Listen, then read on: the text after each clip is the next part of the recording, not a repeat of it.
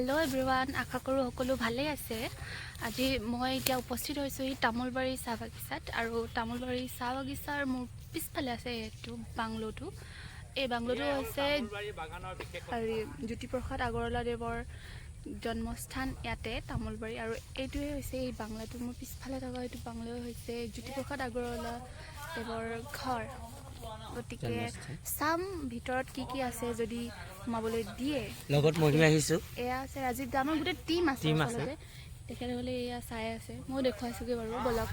আমাৰ ওচৰৰে হয়, কিন্তু আমি অহা নাছিলোঁ আজি। ছেকেণ্ড টাইম হয়, মই আহিছোঁ আগত। আজি আমি এখন নাটক কৰিলোঁ মানে, তো এতিয়া চান্সতে তামোলবাৰী আহিছোঁ যেতিয়া আমি চাই লওঁ।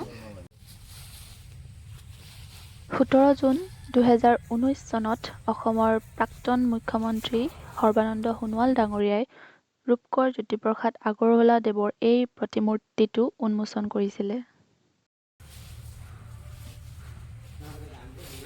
এতিয়া বাংলোটোৰ ভিতৰলৈ যাওঁ, আপোনালোকক দেখুৱাম ভিতৰত কি আছে। জ্যোতিপ্ৰসাদদেৱৰ ঘৰ। বাংলোটোত প্ৰথম সোমাই ইমান এটা শান্ত পৰিৱেশ পাইছোঁ। প্ৰথমে ইয়াত লিখা আছে এটা চৰা ঘৰ। এতিয়া আমি চৰা ঘৰটোৰ ভিতৰলৈ যাওঁ।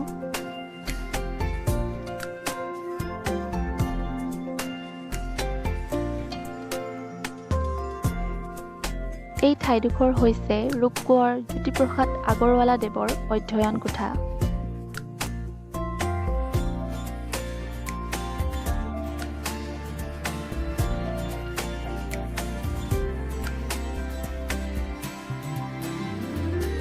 গাঁৱৰ ল'ৰা গাঁৱে গাঁৱে বন্তি জ্বলাই যাওঁ আমি, তেখেতৰ ৰচিত এটি গীত।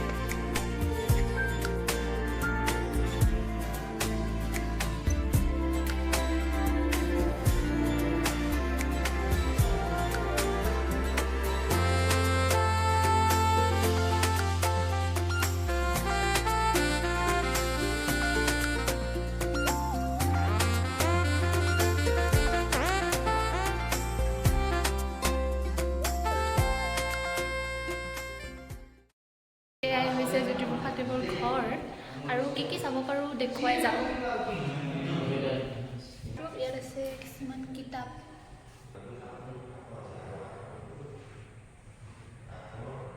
চব ইয়াতে সুমিয়াই ৰাখিছে, sound box, speaker, black and white TV, DVD player, almost চব বস্তুৱে ইয়াত আছে। আগৰ দিনত তেখেতে ব্যৱহাৰ কৰা এইবোৰ সামগ্ৰী। এইখিনি হৈছে কেছেট, এতিয়াও ইয়াতে ধুনীয়াকৈ সংৰক্ষণ কৰি ৰাখিছে। তাৰপিছত এইখিনি হৈছে লং প্লেয়িং ভিনাইল ৰেকৰ্ড, এইফালে আছে গ্ৰামোফোন ৰেকৰ্ড ভিনাইল। ছনী, তেতিয়াৰ দিনৰ এয়া ছনী কোম্পেনীৰ টাৰ্ণ টেবল এইটো।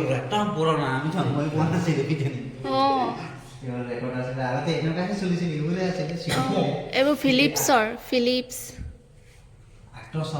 HMV stereo'. এইটো হৈছে ভিডিঅ' CD প্লেয়াৰ, ভালকৈ ওলাইছে নাই নাজানো।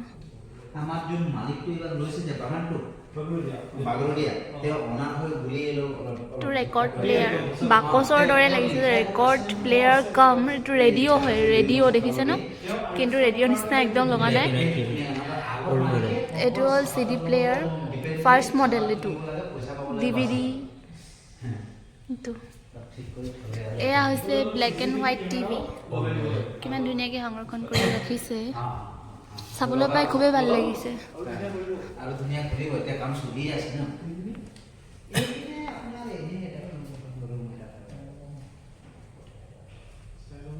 ফিলিপছ চাওক, ফিলিপছৰ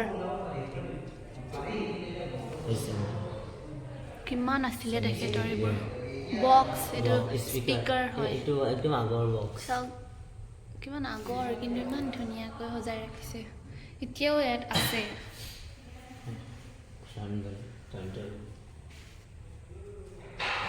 স্পীকাৰ, হোম থিয়েটাৰ, এইটো ৰেকৰ্ডিং স্পুল টেপ।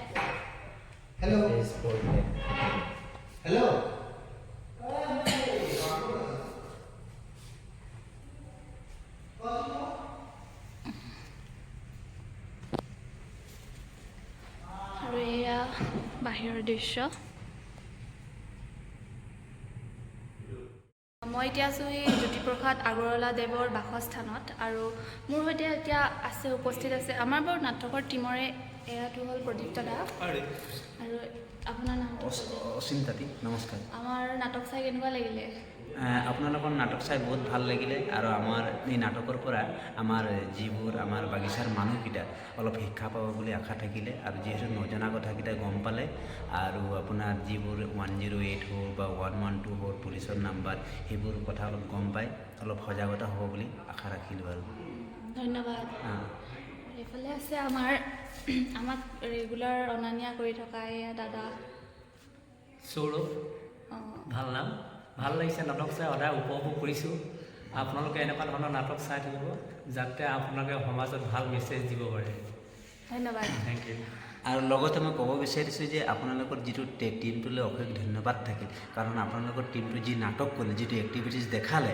সেই এক্টিভিটিছ মানে এনেকুৱা এটা আছিলে যে হৃদয় চুব পৰাগতে মানে কিছুমান মই আগতো নাটক চাইছোঁ যে নাটকটো সিমান এটা মানে যিবোৰ ছবি প্ৰতিফলিত হ'ব লাগে তেনেকুৱা মানে হোৱা দেখা নাযায় কিন্তু আপোনালোকৰ নাটকৰ পৰা মানে গম পালোঁ যে অলপ ভাল এটা ছবি প্ৰতিফলিত হৈছে যে মানুহে এটা মানে অনুভৱ কৰিব পাৰিছে একচুৱেলি মানে আমাৰ সমাজত বা আমাৰ মানে যিটো বাগিচা এৰিয়াত কেনেকুৱা নাৰীৰ ওপৰত এটা নিৰ্যাতন হয় মানে ধন্যবাদ আপোনালোকক অশেষ ধন্যবাদ পুনৰ কৰিব বিচাৰিছোঁ আৰু এই জ্যোতিপ্ৰসাদ আগৰৱালাদেৱৰ ঘৰলৈ আপোনালোকৰতো একেবাৰে ওচৰতে আমাৰ ওচৰত এইটো আমি এইটো বাগিচাৰে বাসিন্দা ইয়াত আৰু কিবা কিবি নতুন কিবা হ'ব নেকি নতুন শুনিছোঁ আৰু যে ধৰিবলৈ ইয়াত আৰু অডিটৰিয়াম হোৱাৰ কথা আছে বা আমাৰ যিটো নতুন আপোনাৰ মালিক লৈছে আমাৰ যিটো অনাৰ এই বাগিচাখনত তেওঁ লোৱাৰ পৰা বহুত মানে অলপ মেৰামতি কৰিলে বা অলপ চৰকাৰৰ ফালৰ পৰা অনুদান পোৱা হ'ল আৰু আমাৰ মালিকে অলপ বহুত সযত্নেৰে ৰাখিছে সেইকাৰণে আপোনালোকে আজি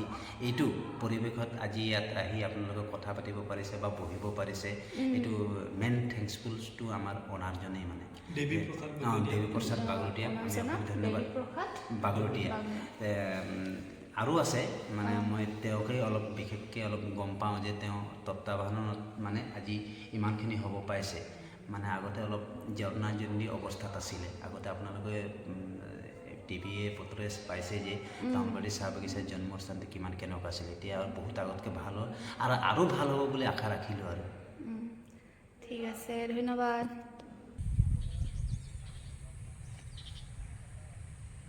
তেখেতৰ ঘৰৰ পিছফালে আগফালে এখন বাগান